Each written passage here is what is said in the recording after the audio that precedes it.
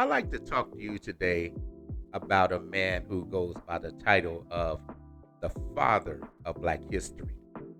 And the man that I'm going to talk to you about is Dr. Carter G. Woodson. He was born on December the 19th, 1875, in New Canton, Virginia. The son of freed slaves, he worked in the coal mines of West Virginia before earning an undergraduate degree from Berea College, followed by graduate degrees from the University of Chicago and Harvard University. He was the second Black American after W.E.B. Du Bois to obtain a PhD degree, but he was the first child of former slaves to had received that honor. Both he and W.E.B. Du Bois received their PhDs from Harvard. Dr. Woodson saw the lack of Black history being taught and that Black achievements were many times not included in 1915. In January 1916, Woodson began publication of the scholarly journal of Negro history. He said that Black Americans' contributions were being overlooked, ignored, even suppressed by the writers of history textbooks and the teachers that taught them. Dr. Woodson was one of the first scholars to study the history of the Black African diaspora in the United States. He believed that education and increasing social and professional contacts among Black people and white people could reduce racism. And he promoted the organized study of Black American history partly for that purpose. He taught at Howard University in Washington, D.C., and at West Virginia State University, which were both historically Black colleges, and he supervised a school in the Philippines. In 1926, Dr. Woodson pioneered the celebration of Negro History Week, designated for the second week in February to coincide with the birth dates of Abraham Lincoln and Frederick Douglass. Woodson wrote, "It is not so much a Negro History Week as it is a History Week.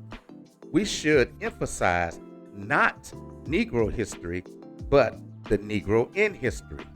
What we need is not a history of selected races or nations, but the history of the world void of national biases, racial hatred, and religious prejudices."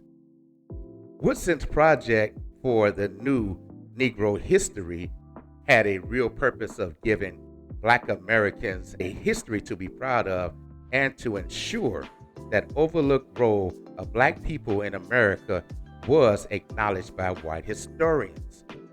Racial prejudice, he concluded, is merely the logical result of tradition, the inevitable outcome of thorough instruction, to the effect that the Negro has never contributed anything to the progress of mankind, which we know is a damn lie.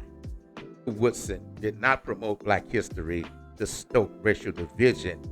He did not believe in segregating history by race, but rather he dreamed of seamlessly incorporating the relevant history of all people into a unified discipline.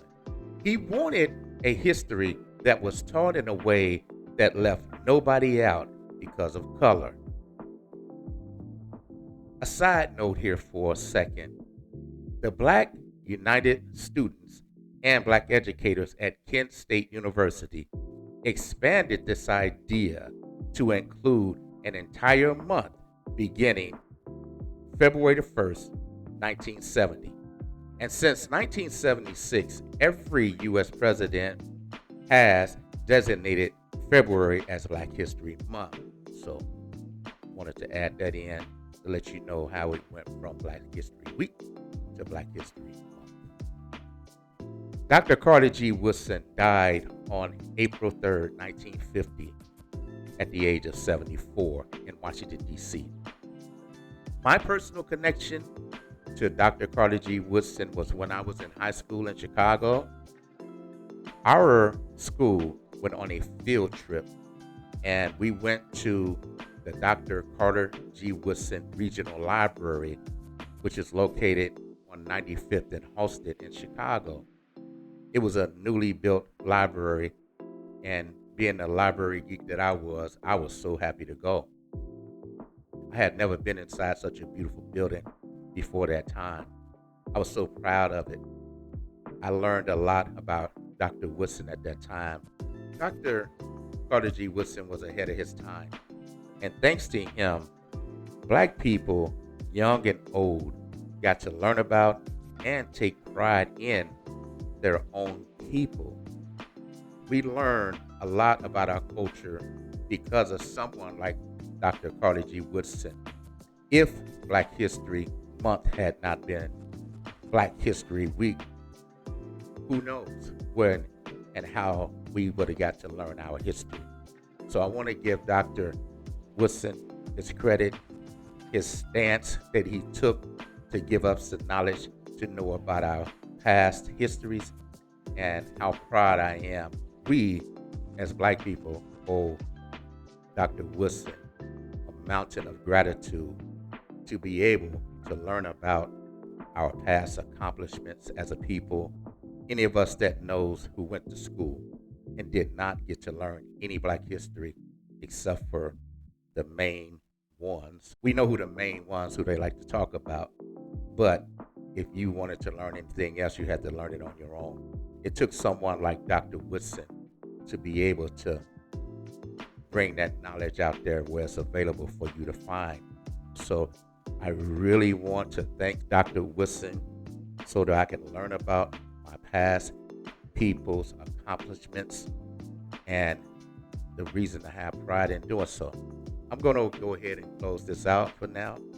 I do hope that you learned something about this great man.